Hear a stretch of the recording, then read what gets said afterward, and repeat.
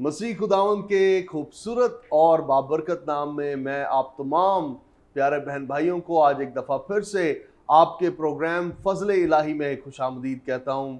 मेरा दिल खुदा बाप की हजूरी में उसकी तारीफ से भरा हुआ है जो हमें अपना रंग लगाता है। अर्नेस्ट मॉल साहब का एक बड़ा बड़ा ही ज़बरदस्त और खूबसूरत गीत है, रंग लिया मोहे रंग लिया, मोहे अपने लहू में रंग लिया यसु ने, दिया अपना मसा, दिया अपना जहन, मुझे अपना रूप दिया। ये कितनी खास और बरकत की बात है कि मसीह खुदावंद हमें अपने रंग में रंगता है। हम उसकी सूरत और उसकी ज़ात पर ढलते जाते हैं। हम खुदा की कुदरत का, कुर्बत का, हजूरी का, उसकी ज़ात का तजर्बा हर दिन करते हैं, उसमें ग्रो करते हैं, बढ़ते हैं। लेकिन मैं आपको ये बात भी बताऊं कि जब हम उसमें ग्रो कर रहे होते हैं, हम उसमें बढ़ रहे होते हैं, उसकी शक्ल पे, उसकी सूरत पे ढलते जा रहे होते हैं, ग्लोरी टू ग्लोरी, जलाल से जलाल में दाखिल हो रहे होते हैं, तो ये सारे अमल कोई आसान नहीं होते। इनमें ज़िंदगी, दौरे हाजरा के हालात, वाक़यात, हमारे जज्बात, चैलेंजेस, उतार चढ़ाव और ये सारी चीज़ें इस पैकेज का हिस्सा हैं। लेकिन हम जब मुस्तकिल मिजाजी से साकिन होकर खुदा के हजूर में आगे चलते रहते हैं, साबित कदम रहते हैं, तो खुदा हमें तरक्की भी देता है और वो हमारी ज़िंदगी, खिदमत और जो कुछ हम करते हैं उसमें फल भी लगाता है।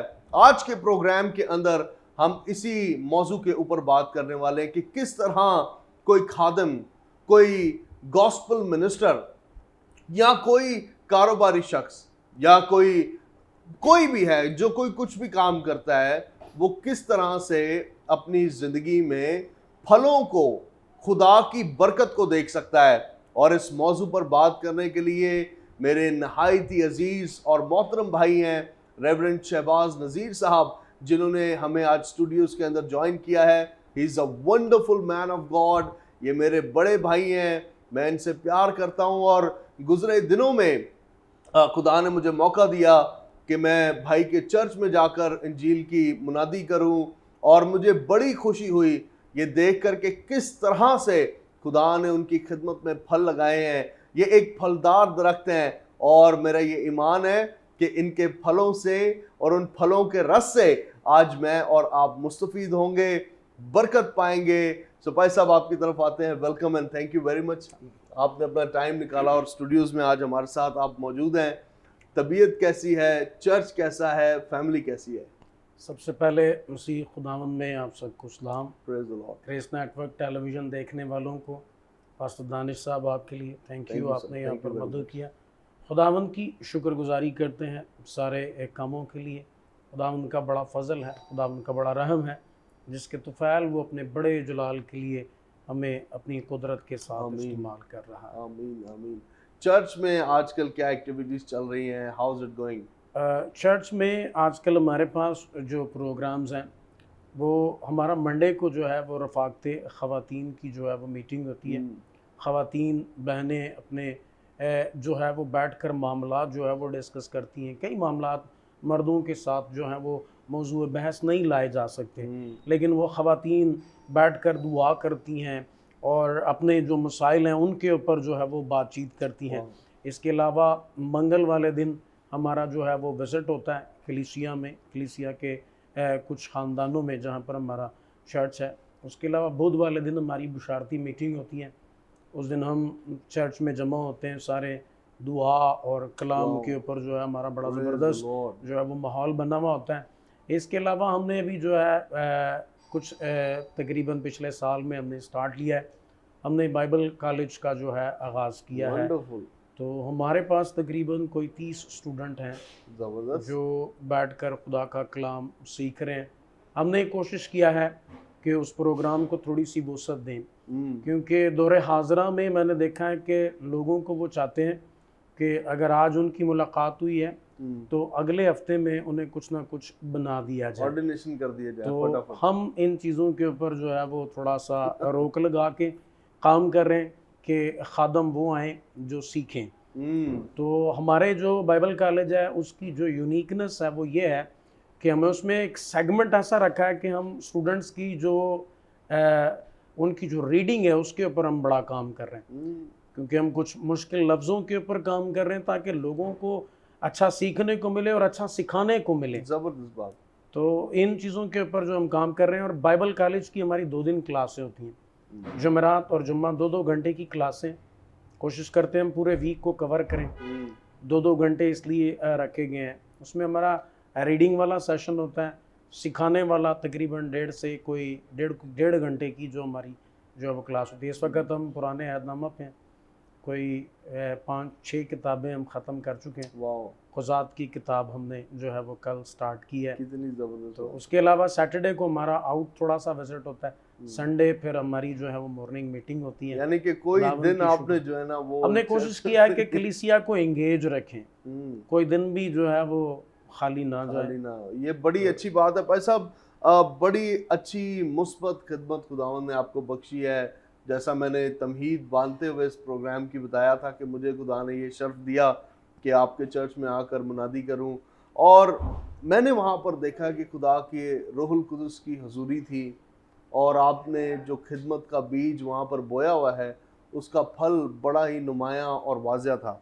मैं आज के प्रोग्राम के अंदर, चूँकि हम बात कर रहे हैं कि किस तरह कोई शख्स एक फलदार खिदमत कर सकता है, खिदमत गुजारी के काम को कर सकता है, तो उसी की जो नौयत है, अच्छी खिदमत की जो नौयत है, उसकी बुनियाद हमेशा उस डिसाइपलशिप या प्रिपरेशन के दौरानिए के ऊपर डिपेंड करती है। जब आप तैयार हो रहे होते हैं, जब आपको खुदा शक्ल दे रहा होता है, जब आपकी वो शख्सियत बदल रहा होता है, जब वो आपको सिखा रहा होता है। मैं एक सवाल ज़रूर करना चाहता हूँ आपसे कि क्यों आप सीखने को इतना अहम समझते हैं, या क्यों आपको लगता है कि किसी भी शख्स का सीखा होना बहुत ज़रूरी है?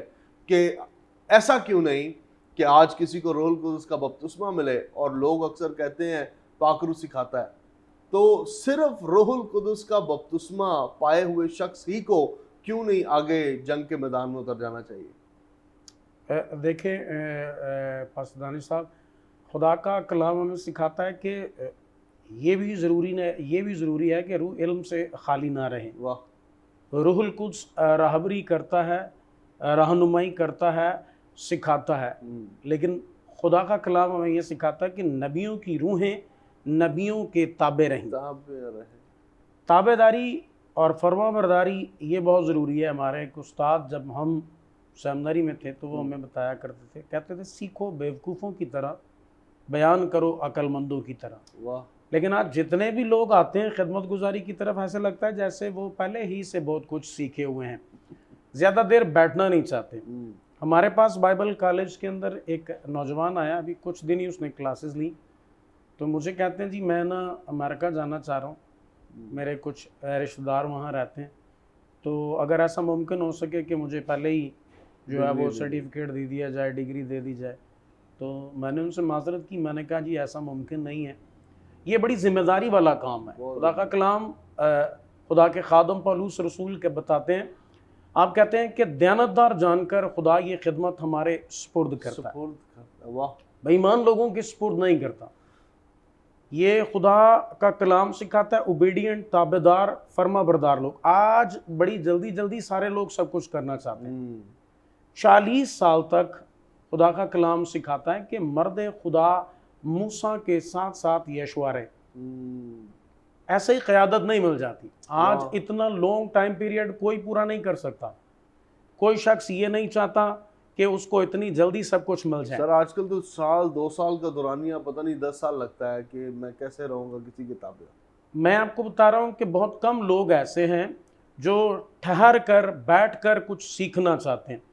बस वो कुछ दिनों में चाहते हैं कि हमें कुछ ना कुछ करने को मिल जाए अचानक, और फिर उसके ऊपर सितम ये है कि आप देखें जब वो खिताबत कर रहे होते हैं, घरों में विजिट कर रहे होते हैं, तो फिर वो लोगों को, मुझे ऐसा लगता है जैसे वो चीज़ जो उनके पास है नहीं वो दे नहीं पा रहे, क्योंकि उनके पास वो चीज़ है नहीं।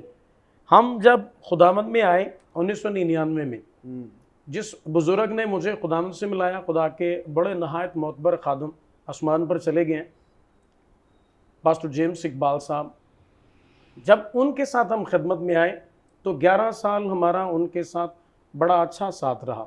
11 साल। उस बीच में हमें बड़े सारे लोग मिले, हमें कहते थे इस बाबे के साथ रहोगे तो आपकी तरक्की नहीं होगी। लेकिन हमारे बुजुर्ग अक्सर कहा करते थे खुदा के हाथ के नीचे फरोतनी सिर है, वो वक्त पर तुझे सर बुलंद करेगा। वाह वाह। हम उनसे दुआएं लेकर रुखसत होना चाहते थे, उनका पहले से दिल तोड़कर नहीं जाना चाहते। खुदा का कलाम सिखाता है कि जब एलिया और अलीशा की मुलाकात हुई तो वो मुलाकात बड़ी अजीब थी। नबी को खुदा कह रहा अपनी चादर लहरा दे, और जब उसने चादर लहराई तो अलीशा बाहर निकल आया, खाते पीते किसान का बेटा है,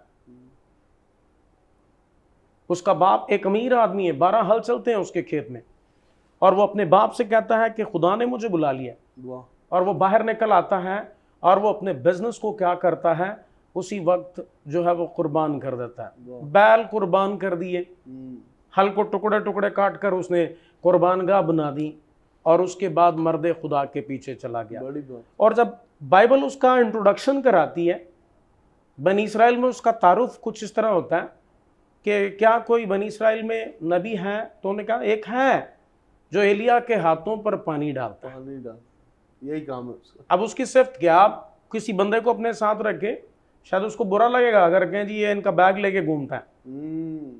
बैग हालांकि कोई आम नहीं है, ये बैग बड़ा खास है। ये बैग वही है जिसने उस शख्स को इज्जत दी, और ये बैग वही है जिसने उसको इज्जत देनी है। सच बात। लेकिन उसको इंसल्टिंग लगेगा कि मैं इसका बैग लेकर घूम रहा हूँ, छोटा काम करता हूँ। लेकिन नबी को कैसे इंट्रोड्यूस कराया जा रहा है कि ये बंदा एलिया के हाथों पर पानी डालता है। अच्छा, और भाई साहब बड़ी खास बात है कि उसकी खिदमत रही ये बड़े बड़े साल, उसका काम ही ये रहा है कि नबी के हाथ के ऊपर पानी डालना है। 13 साल वो उसके हाथों पर पानी डालता है। शायद कई दफ़ा हम जो काम बाहर करते हैं घर में अक्सर हम डिस्कस करते हैं, जैसे आप घर पे बताते होंगे आज क्या किया, उनके साथ क्या बात हुई।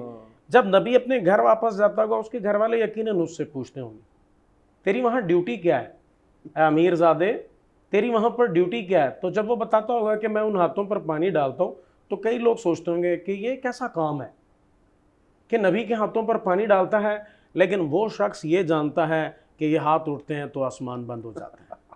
उसको पता है कि इन हाथों में ब्लेसिंग कैसी है, Praise the Lord. इन हाथों में बरकत कैसी है। लेकिन उसने पूरी ताबेदारी की, पूरी वफादारी, और कलाम ये बताता है नबियों की जमातें गा गा कर उसको बता रही, जलजाल में, यरेहू में, बाल सलीसा में, कह रही हैं तेरा उस्ताद उठा लिया जाएगा, तेरा उस्ताद उठा लिया जाएगा।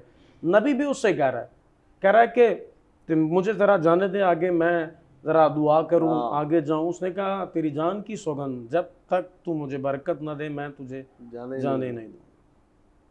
और खुदा के कलाम में लिखा है, उसने कहा जब तू मुझे ऊपर जाते हुए देखेगा, तो ये तो वो तब देख सकता था जब उसने क्या करना था, उसका दिल रोशन होना था, उसकी आंखें रोशन होनी थी। वरना ऊपर जो आसमान खुलता है वो सबके लिए नहीं खुलता, सबके लिए नहीं खुलता। और खुदा के कलाम में लिखा है कि एलिया की चादर उसके ऊपर गिरी, और जिस दरवाजे को खोलकर उसका उस्ताद लाया, यरदन पर उसने मारी, यरदन फट कर 2 टुकड़े हो गया। जब वो वापस गया तो फिर उसने वही दरवाज़ा खोला, उसने कहा एलिया का खुदा अब कहाँ है, और उसने वो चादर मारी और यरदन फिर फट कर 2 टुकड़े हो गया। इतनी बरकत की बात है। मैं ज़रूर इसी हवाले की तरफ, एलीशा और एलिया के इस हवाले की तरफ हम वापस आएंगे। वक्त आ गया कि हम एक छोटा सा ब्रेक लें। मेरे साथ रहिएगा, बहुत ख़ास बातें हो रही हैं, और बिलखुसूस अगरचे आप चर्च में किसी भी तरह की खिदमत सरअंजाम दे रहे हैं, तो ये प्रोग्राम आज खास करके आपके लिए बरकत का सबब रहेगा। मेरे साथ जुड़े रहें। We'll be right back after this very short break.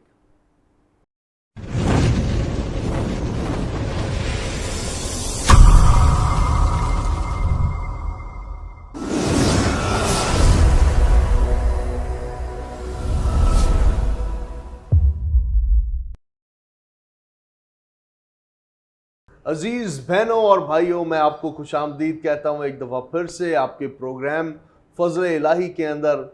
Break से पहले बहुत सारी बातें खुदावंद के खादम पास्टर शहबाज नज़ीर साहब ने की थी, और उनमें एक बड़ी ख़ास बात थी। उन्होंने कहा कि लोग उस बरकत को अपने अंदर से जारी करना चाहते हैं जो शायद उनके पास हो ही ना। वो अपने ज़ोर से, अपनी ताकत से कुछ करना चाहते हैं, लेकिन याद रखें खुदा के कलाम में लिखा है ये ना ज़ोर से न ताकत से, सिर्फ खुदा के रूह से मुमकिन है कि इन पहाड़ों को मैदान किया जाए। लेकिन इसके साथ मैं आपको दूसरी बात बताता हूँ। कई दफ़ा हम एक मकाम पर पहुँचना चाहते हैं, हम चाहते हैं कि हम फ़लाँ डेस्टिनेशन पर पहुँच जाएं, लेकिन इस बात को याद रखिएगा कि वो शख्स जो खुद कभी उस मकाम पर नहीं गया जहाँ पर आप जाना चाहते हैं, और आप उससे पूछते हैं भाई मुझे बता कि फ़लाँ जगह कहाँ पर है, मुझे वहाँ का रास्ता दिखा दे, आप गलत उस्तादों का चुनाव अपने लिए कर लेते हैं जो खुद कभी उस जगह पर नहीं गए जहाँ पर आप जाना चाहते हैं। आप उनसे पूछते हैं उस्ताद जी हमें बताएं कि हम उस जगह पर खुदा की हजूरी में गहरे में कैसे जाएं। अरे वो उस्ताद जो खुद कभी खुदा की हजूरी में गहरे में ना गया हो, वो कैसे आपको वहाँ जाने का रास्ता दिखाए। जो खुद उस मकाम पर कभी ना गया हो, वो आपको कैसे वहाँ पर लेकर जाएगा। इसलिए मैं हमेशा कहता हूँ कि आप जब पैदा हुए थे तो आपके पास इस बात का चुनाव करने का, फैसला करने का शर्फ नहीं था कि आप किसके घर में, किस मुल्क में, कहाँ पर पैदा होंगे। लेकिन इस ज़िंदगी में उस्तादों का चुनाव करने का फ़ैसला आपका अपना है। किसके हाथ के नीचे आप रहेंगे, इस बात का फ़ैसला आपका अपना है।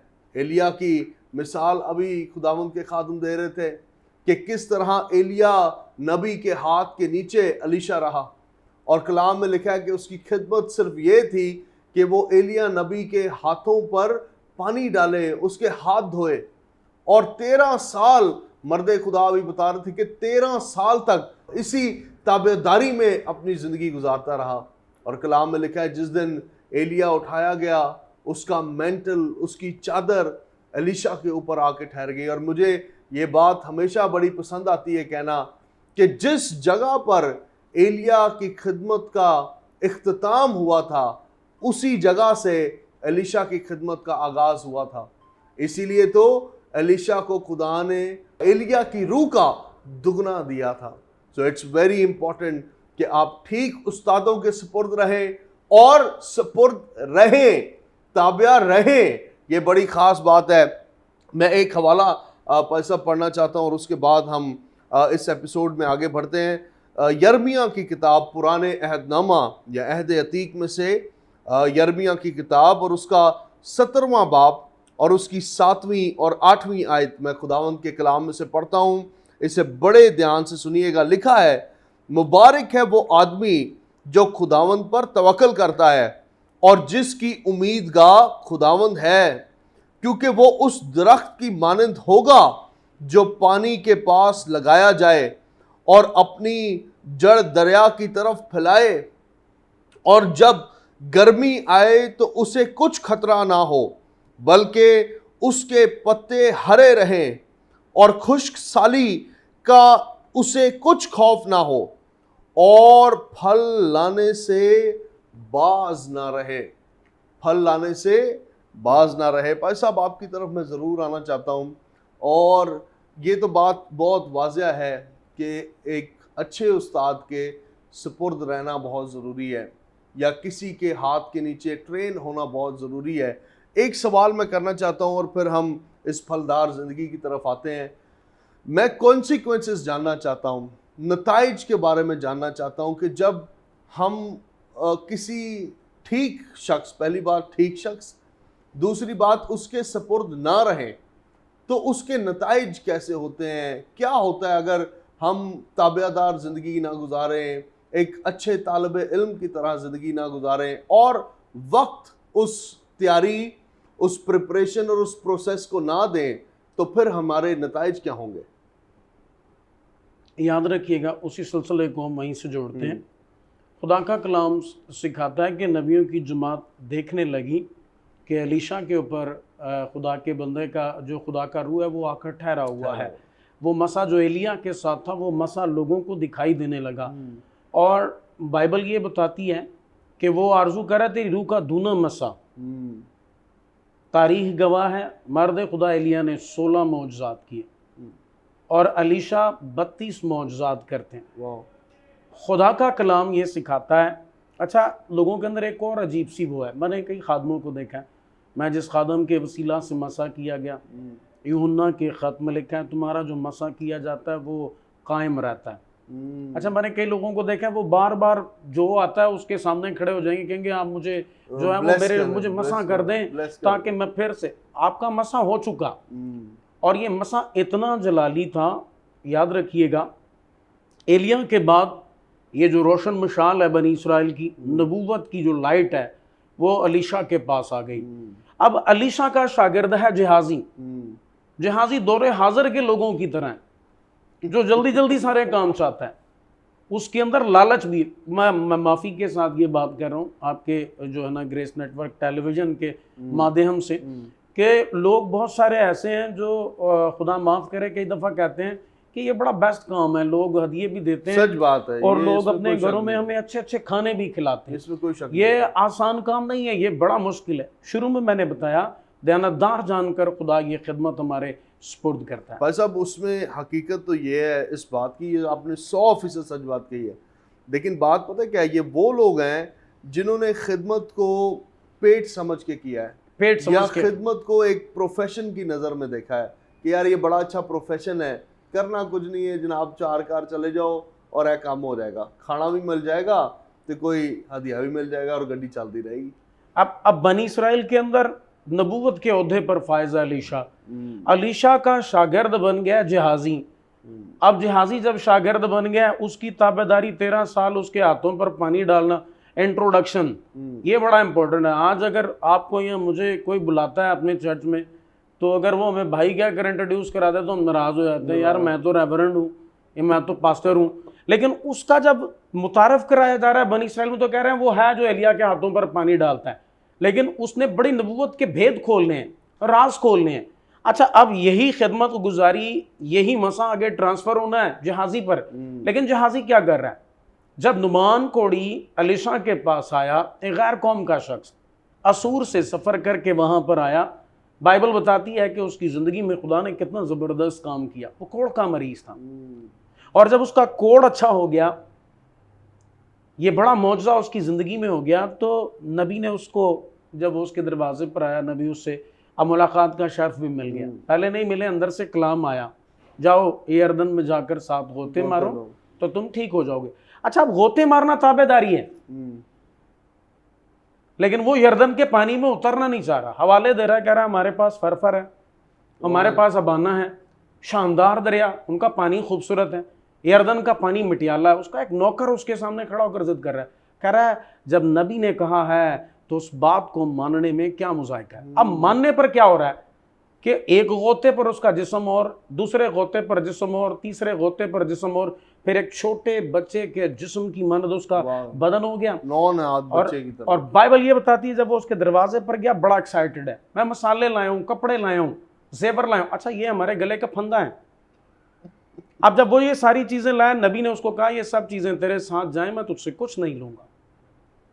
यहाँ बात वही आती है, यसूसी ने कहा मुफ्त दिया है तो मुफ्त देना, इसका एवजाना मत लेना। तो जब जहाजी है वो क्या कर रहा है? अब जहाजी जो है अपने आका को बताए बगैर दौड़ता हुआ नुमान के रथ के पीछे चला गया, और उसको कह रहा है दूर के पार से मेरे जो है मालिक के पास, उस्ताद के पास बहुत सारे मेहमान आ गए हैं, कुछ कपड़ा, सोना, चांदी, कुछ चाहिए, दे दे मसाले।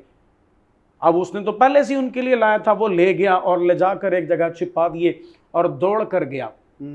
और जब दौड़ कर गया तो अलीशा नबी सवाल कर रहे हैं। अच्छा, आज के बहुत सारे ऐसे दोस्त हैं जिनको उनका उस्ताद पूछे कि तू कहाँ था जिहाजी, तो उसने क्या कहा, मैं तो यहीं था।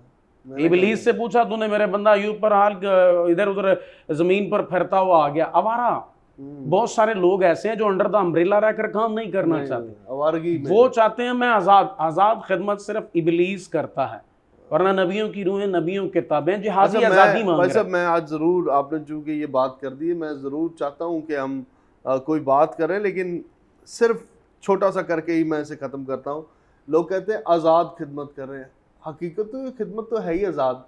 मतलब आज़ाद खिदमत अपने आप में टर्म ही गलत है, ये लफ्ज़ों का चुनाव ही गलत है कि हम आज़ाद खिदमत करते हैं। आज़ाद खिदमत का मतलब है कि हम किसी के सुपुर्द नहीं है, कोई हमारा बाप नहीं है। हम अब दुनिया में कहीं पर भी चले जाए ना, सवाल एक ही आता है, भाई आप आप किस चर्च से ताल्लुक़ रखते हैं? चर्च का इसलिए लोग आपसे पूछते हैं, पता चलता है कि आप किसके ताबिया हैं। अगर आप ज़िंदगी में किसी के जवाबदेह नहीं हैं, आप ज़िंदगी में किसी के ताबिया नहीं हैं, तो आप बड़ी ख़तरनाक ज़िंदगी गुजार रहे हैं। जी ये बिल्कुल। बहुत सच बात है। पाशा प्लीज़ कंटिन्यू कीजिएगा। तो जहाज़ी जब अपने मालिक को जवाब दे रहा है तो जवाब क्या दे रहा है? उसने कहा तू कहाँ था? उसने कहा मैं इधर ही था। तो अलीशा नबी क्या कह रहा है जब तू नुमान के रथ के पीछे दौड़ रहा था तो क्या मेरी आंखें तुझे देख ना रही थी? वो खिदमत जो एलिया ने छोड़ी वो अलीशा के पास आई। अब ये खिदमत जहाज़ी के पास जानी है, लेकिन उसकी नाफरमानी और उसकी नालायकी और उसकी लालच की वजह से क्या हुआ है कि खिदमत का वो नबूवत के ओहदे पर फायज होने की बजाय एक लानत के नीचे आ गया। लालच की है, ताबेदारी नहीं की है, फरमाबरदारी नहीं की है। सही बात। क्या मिल गया? उसने कहा जो कोड नुमान को लगा था, नुमान तो ठीक हो गया, वो कोड अब तुझे और तेरी नस्ल को सदा लगा रहेगा। ये नाफरमानी है, खतरनाक हल्का है। और बहुत सारे लोग ऐसे हैं जो खिदमत गुजारी के काम में ताबेदारी नहीं करना चाहते। आप देख रहे हैं खुद, हमारा चर्च बढ़ नहीं रहा, हमारा चर्च बढ़ रहा है। और बहुत सारे लोग शायद ये सोचते हैं कि चर्च बढ़ रहा है, बढ़ नहीं रहा है। खिदमत गुजारी के काम के लिए आप एक जगह पर आपको ठहरना पड़ेगा, एक जगह पर रहकर आपको सीखना पड़ेगा। और ये बड़ी जिम्मेदारी वाली किताब है जो खुदा हमारे हवाले करता है। इसको अच्छे से सीखना और फिर अच्छे से सिखाना, ताकि रूहों को आबाद किया जाए, बर्बाद ना किया जाए। बिदतें जन्म ना लें, नई नई बातें जन्म ना लें, क्योंकि फिर हर शख्स अपनी ही मर्जी की तफसीर क्या करता है, बयान करता है। इन बातों के अंदर सदाकत है, सच्चाई है।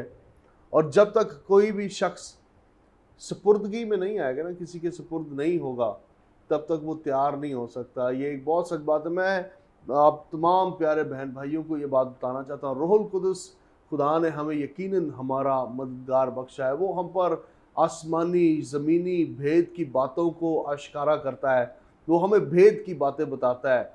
लेकिन इस बात को याद रखें कि खुदा कभी भी अपने बनाए गए कानून और कवानीन के ख़िलाफ़ नहीं जाता। खुदा कभी भी अपनी नेचर के ख़िलाफ़ नहीं जाता। खुदा ने आपको ज़मीन पर एक घर में पैदा किया, वहाँ पर आप एक शख्स को अपना बाप अब्बा कहते हैं, वो आपका बायोलॉजिकल बाप है। लेकिन उसके साथ साथ खुदा आपको एक दूसरा बाप आपकी ज़िंदगी में फराहम करता है, जिसके हाथ के नीचे आप ट्रेन होते हैं, जिसके हाथ के नीचे आप सीखते हैं, जिसके हाथ के नीचे आप अपने प्रोफेशन में, अपनी खिदमत में, अपने काम में, उस बुलावे में जिसमें खुदा ने आपको बुलाया है, आप उसमें ग्रो करते हैं, मैच्योर होते हैं। हाँ, एक वक्त आता है कि वो मेंटल जो एलिया का था वो एलीशा को मिले, वो भी अगली सफ़ों में जाकर खिदमत करे। लेकिन उसके लिए बहुत ज़रूरी है कि आप साला साल किसी उस्ताद के सपुर्द रहे। ये बहुत ज़रूरी है कि आप किसी के हाथ के नीचे ताबियादारी के साथ ज़िंदगी गुजारें। कलाम में मैंने जो हवाला आपके लिए पढ़ा है, वहाँ पर जो उस दरख्त का जिक्र है, कलाम में लिखा है कि वो दरिया की तरफ अपनी जड़ों को फैलाता है, वो एक सिमत में अपनी जड़ों को फैलाता है। वो ये नहीं होता कि आधी जड़ें कहीं पर जा रही हों और ज़मीन फाड़ रही हों, आधी जड़ें कहीं पर जा रही हों, वो ज़मीन फाड़ रही हों। वो ठीक जगह पर अपनी जड़ों को मजबूत करता है, वो ठीक जगह पर अपनी जड़ों को कायम करने का फैसला करता है। और इसीलिए लिखा है कि वो अपनी जड़ों को उस दरिया की तरफ, उस दरिया, मैं नहीं कह रहा, ये खुदा का कलाम कह रहा है कि वो उसकी तरफ अपनी जड़ों को फैलाता है, ताकि वहां से उसे पानी मिले, उस्ताद से उसे पानी मिले, एक अच्छे गार्डियन से उसे ठीक नशो नुमा मिले। और फिर कलाम में क्या लिखा है कि वो वक्त के ऊपर, बिन वक्त नहीं, बिन मौसम नहीं। ऐसा नहीं हो सकता कि आम के मौसम के अंदर आप संतरे जाके ढूंढे, नहीं, ये गलत मेथड है, ये नेचर के खिलाफ है, ये खुदा के डिवाइन प्रोसेस के खिलाफ है। ज़रूरी बात यह है कि आम के मौसम में आप आम खाएं और संतरे के मौसम में आप संतरे खाएं, बिन मौसम मत खाएं, वो हेल्दी नहीं है। और कलाम में लिखा है वो वक्त के ऊपर फल लाता है और फल लाने से फिर वो बाज नहीं रहता। फिर जिंदगी के बुरान आए, नशेबो फराज आए, मुखालफतें आए, तूफान आए, कुछ भी उसकी तरफ आए, वो किसी की परवाह नहीं करता। फिर वो आगे बढ़ता है, फिर वो फल लाता है, फिर वो तरक्की भी करता है, और फिर खुदा का हाथ भी नजर आता है। और मैं आपको बताऊं, फिर लोग ये कहते हैं यार ये जो भाई है ना, इसके साथ खुदा चलता है, ये इन तूफानों में भी ठहरा हुआ है, लगता है कि किसी खास जात का हाथ इसके ऊपर है। और हम जानते हैं कि वो हाथ हमारे खुदावंद का है। भाई साहब, आज बहुत सारे लोग हैं, बहन भाई हैं, जो ना वाकिफ़ हैं इन चीज़ों से, वो इन बातों से बेबां हैं और अपनी ज़िंदगी यूं ही गुजारते जा रहे हैं। मैं ज़रूर चाहता हूं कि आज हम बहन भाइयों के लिए दुआ करें जो बीमार हमें देख रहे हैं, लेकिन एट द सेम टाइम हम अपने उन हम खिदमत बहन भाइयों के लिए भी दुआ करें जो आज खिदमत में शायद चैलेंजेस और बहरान का शिकार हैं। आइए दुआ करते हैं कि खुदावंद उनके जहनों को खोले, उन्हें बरकत दें। और इसमें कोई मुज़ायका नहीं है, हम आपसे प्यार करते हैं और फ़िक्रमंद हैं कि आप अपनी ज़िंदगी और खिदमत को एक फलदार तरीके से गुजारें ताकि आप बरकत भी पाएँ और आप उसमें बढ़े भी। बस आप ओवर टू यू। आइए दुआ करते हैं खुदावंद की पाक हुज़ूरी में। खुदावंद हमारे प्यारे बुज़ुर्ग आसमानी बाप, आज इस सारे ख़ूबसूरत वक्त के लिए, ग्रेस नेटवर्क टेलीविज़न के लिए, पास्टर दानिश पीटर के लिए, ऐ खुदावंद उनकी सारी टीम के लिए, हर छोटा बड़ा काम करने वाले मेरे उस भाई के लिए जो इंजील के इस बड़े काम के लिए तेरे बंदा के साथ मिलकर काम कर रहे हैं इस खेत में। ऐ खुदा उन सबों को अच्छी सेहत सलामती अता फरमा, उन्हें अपने जलाल के लिए इस्तेमाल कर। ऐ खुदावंद मेरे इस भाई के लिए, ऐ खुदा तेरा आसमान जो तेरा अच्छा खजाना है खुल जाए, खदमत की सारी रुकावटें दूर हो जाएं। खुदावंद हम मिन्नत करते हैं देखने और सुनने वाले तमाम नाजरीन के लिए जो इस वक्त हमें ग्रेस नेटवर्क टेलीविज़न पर देख रहे हैं, सुन रहे हैं। खुदाम यीशु मसीह के नाम से जो मुश्किलात, परेशानियों, दुखों और बीमारियों का शिकार हैं, यीशु मसीह के कदूस अल कादर नाम के वसीला से वो अपनी कमी और बीमारियों से छूट जाएं यीशु मसीह के नाम से। हम उनके लिए बरकत और सलामती की दुआ कर रहे हैं।